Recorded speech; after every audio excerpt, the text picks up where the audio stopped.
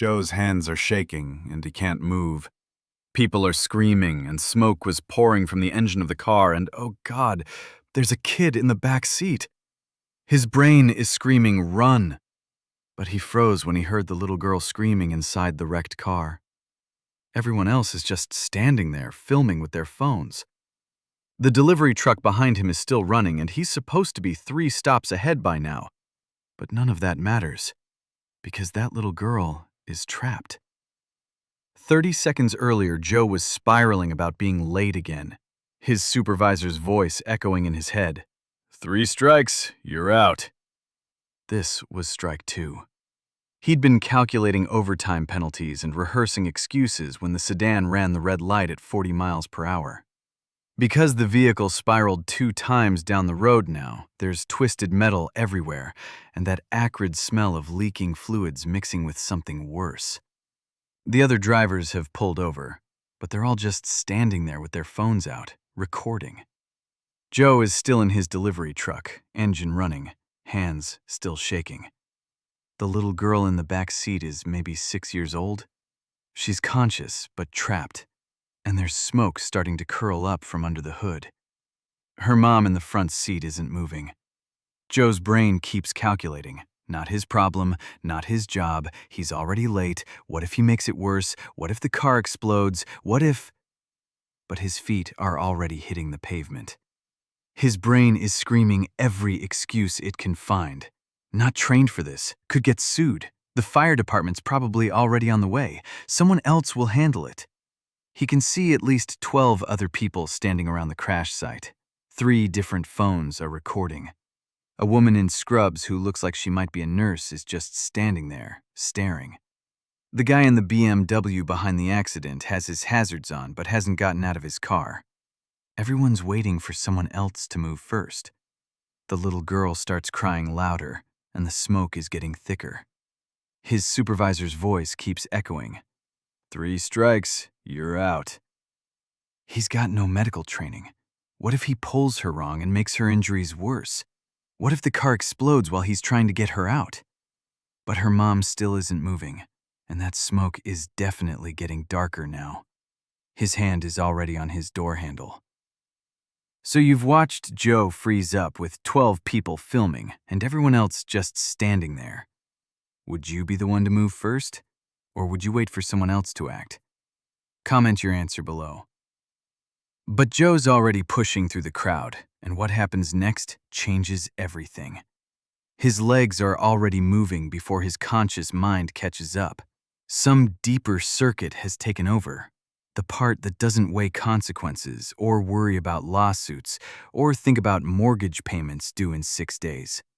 His hand slams his truck door, and he's pushing through the circle of phone cameras. The woman in scrubs is still frozen. The BMW guy hasn't moved. But his work boots are crunching over broken glass, and his hands are already reaching for the back door handle. The smoke is definitely thicker now, and there's a sound coming from under the hood that makes his stomach drop. Maybe a hiss, or something worse.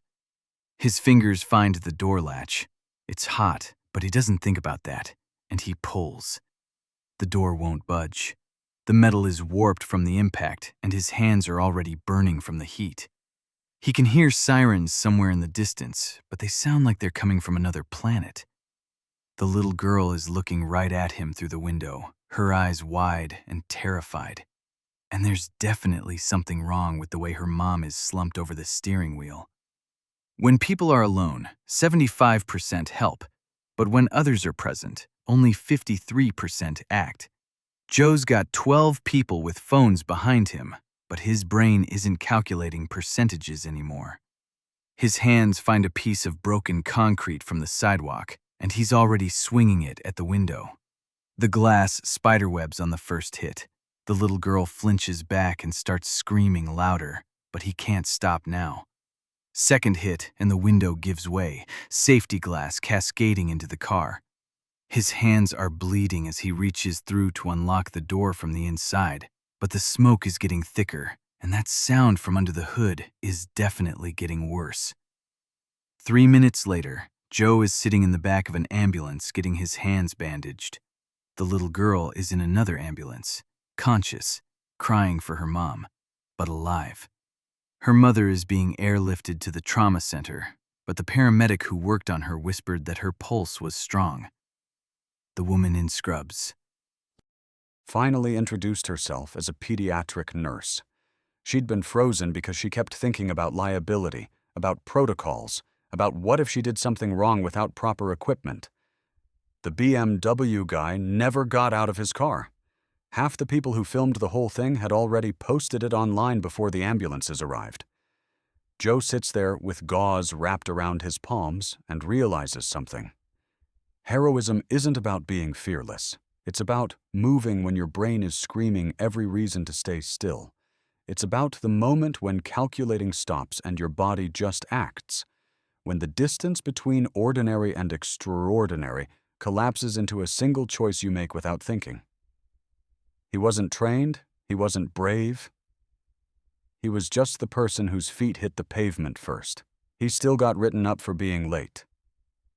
Strike 2 became strike 3.